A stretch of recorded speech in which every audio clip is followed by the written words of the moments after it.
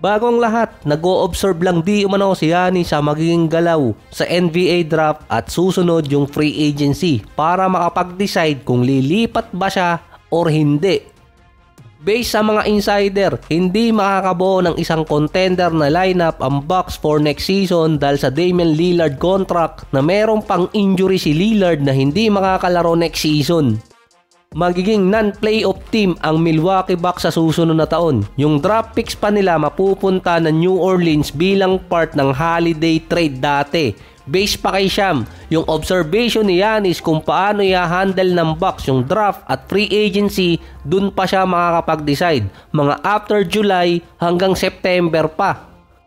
Nag-struggle na ang Bucks na meron Damian Lillard lalo pa ngayon na wala siya sa lineup. Si Brook Lopez hindi pa alam kung mag-i-stay, may edad na rin. Another point guard ang hinahanap ngayon na replacement para kay Damian Lillard.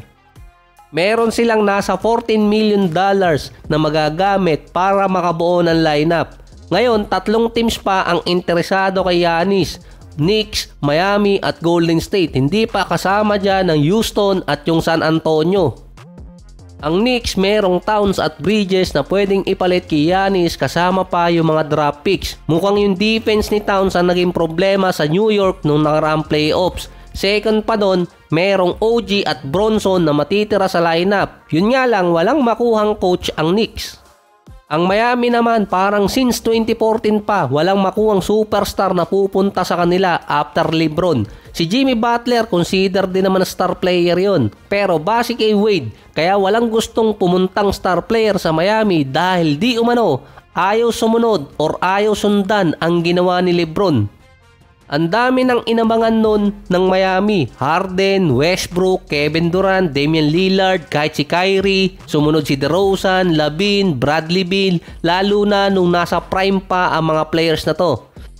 So less expected na mapupunta si Giannis sa Miami Heat dahil kung ikaw ang Bucks, hindi mo rin palalakasin yung isang team na tumalo sa'yo sa playoffs.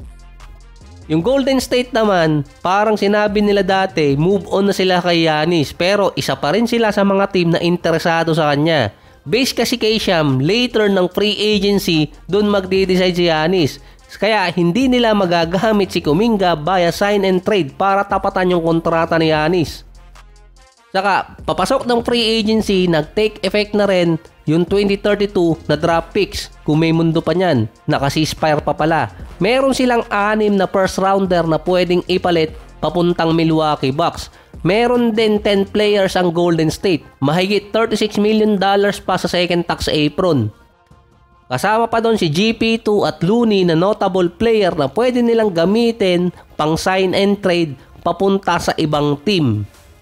Pero duda akong bibitawan ng Golden State si Looney. Ito nga lang hindi sigurado kung magkaka-interest ang Bucks kay Draymond plus Kuminga dahil sa contract.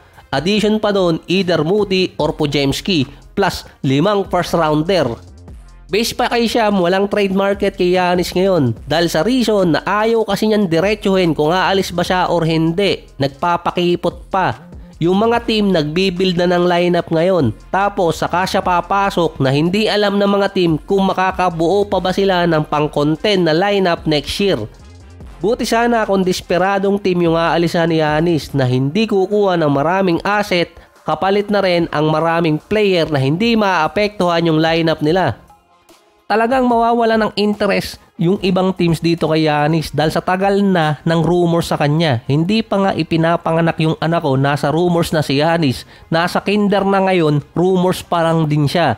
Mukhang mauuna pang ma-trade si Nikola Jokic kumpara kay Giannis.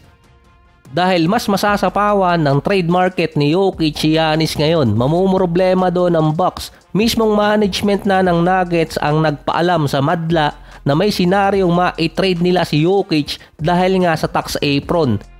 Nagsalita na rin kasi yung Vice President ng Nuggets na hindi nila iti-trade si Jokic, taliwas sa sinabi ng may-ari. Pero ilang beses na kasing nangyari na sinabi ng management na hindi iti-trade yung player pero na-trade.